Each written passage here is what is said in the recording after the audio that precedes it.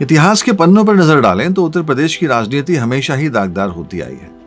यहाँ की राजनीति में बाहुबली नेताओं की पूरी दखलंदाजी रही है। ये बाहुबली यहाँ अपने दम पर चुनाव लड़ते आए हैं। उत्तर प्रदेश की राजनीति ऐसे बाहुबलियों से भरी पड़ी है। आज हम अपने पॉलिटिकल किस्से में ऐसे ही एक बाहुबली नेता का किस्सा सुना रहे हैं, जिसकी कहानी लव, सेक्स और मर्डर के चारों तरफ घूमती नजर आती है। इन बाहुबली का नाम है अमरमणि त्रिपाठी। अमरमणि त्रिपाठी को पूर्वांचल का डॉन कहा जाता है। 6 बार विधायक रहने के साथ भाजपा हो या सपा, बसपा सभी दलों की सरकार का हिस्सा रहे हैं। यही नहीं, ये जेल में रहकर चुनाव भी जीते हैं। 9 मई 2003 को यूपी की राजधानी लखनऊ में हुई 24 वर्षीय मधुमिता शुक्ला नाम की कवियत्री की गोली मारकर हत्या। इस हत्या के बाद अमरमणि त्रिपाठी की पूरी राजनीति चौपट हो जाती है। मधुमिता की पोस्टमार्टम रिपोर्ट में चौंकाने वाला खुलासा होता है। पोस्टमार्टम रिपोर्ट में मधुमिता के प्रेग्नेंट होने की बात सामने आती है, जिसके बाद डीएनए जांच होती है, जिसमें यह खुलासा होता है कि मधुमिता के पेट में पल रहा बच्चा अमरमणि त्रिपाठी का था। अब यूपी की राजनीति में मानो भूचाल सा आ गया हो। इस हत्या के पीछे अमरमणि और उनकी पत्नी मधुमणि शामिल थी। इस पूरे मामले की सुनवाई देहरादून फास्ट ट्रैक कोर्ट में चलती है, जिसमें अमरमणि और मधुमणि समेत 4 दोषियों को उम्र कैद की सजा सुनाई जाती है। अब हम यहाँ आपको बताते हैं कि कैसे शादीशुदा अमरमणि त्रिपाठी कवियत्री पर दिल दे बैठता है और कैसे ये लव मर्डर में बदल जाता है। लखीमपुर खीरी की रहने वाली मधुमिता शुक्ला वीर रस की कवियत्री, मात्र 16-17 साल की उम्र में ही वे अपनी कविताओं से बहुत चर्चित हो चुकी थी।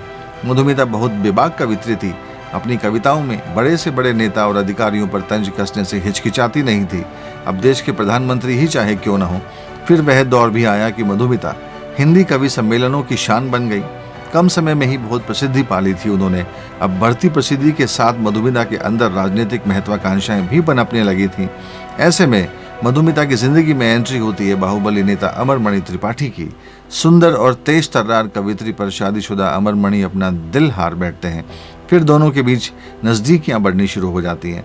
धीरे धीरे मधुमिता का नाम कई सियासतदानों से जुड़ने लगता है और फिर बड़े से बड़ी कवि सम्मेलनों में मधुमिता अपनी चलाने लगती है।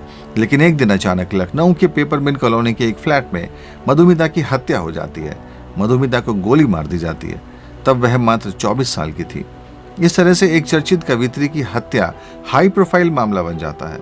अमरमणि तब बसपा सरकार में मंत्री थे और इस हत्या के तार उनसे जुड़ने शुरू हो चुके थे। मधुमिता के पोस्टमार्टम रिपोर्ट में सामने आता है कि वो 7 महीने की प्रेग्नेंट थी। इसके बाद यह घटना आग की तरह फैल जाती है। मधुमिता की डीएनए रिपोर्ट यूपी की राजनीति क्या अमरमणि की जिंदगी में भूचाल ला देती है। इसमें खुलासा होता है कि मधुमिता के पेट में अमरमणि का ही बच्चा पल रहा था। साथ ही कुछ एजेंसियां ये भी कहती हैं कि मधुमिता के हत्या वाले कमरे से एक लव लेटर मिला था, जिसमें उसकी हत्या के सुराग मिलने आसान हो गए, जिसमें लिखा हुआ था कि 4 महीने से मैं मां बनने का सपना देख रही हूँ। तुम इस बच्चे को स्वीकार करने से इनकार कर सकते हो, लेकिन एक माँ के रूप में मैं ऐसा नहीं कर सकती। क्या मैं महीनों तक इस बच्चे को अपनी कोख में रखने के बाद इसकी हत्या कर दूं? क्या तुम्हें मेरे दर्द का अंदाजा नहीं है?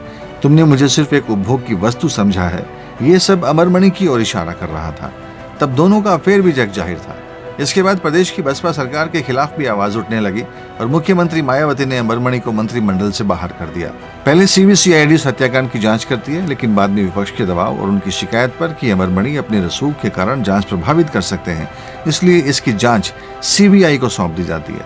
सीबीआई अपनी जांच पूरी करती है और जब चार्जशीट दाखिल करती है तो उसमें अमरमणि त्रिपाठी, उसकी पत्नी मधुमणि, भतीजा रोहित चतुर्वेदी और 2 शूटर संतोष राय और प्रकाश पांडे को आरोपी बनाया जाता है। सीबीआई चार्जशीट के मुताबिक पेपर मिल कॉलोनी में मधुमिता अकेली रहती थी और उसका एक नौकर देशराज भी वहां रहता था। हत्या वाले दिन सुबह शूटर संतोष राय और प्रकाश पांडे मधुमिता के घर पहुंचे। दोनों मधुमिता के साथ बैठकर बातचीत कर रहे थे और देशराज किचन में चाय बना रहा था। तभी गोली चलने की आवाज आती है।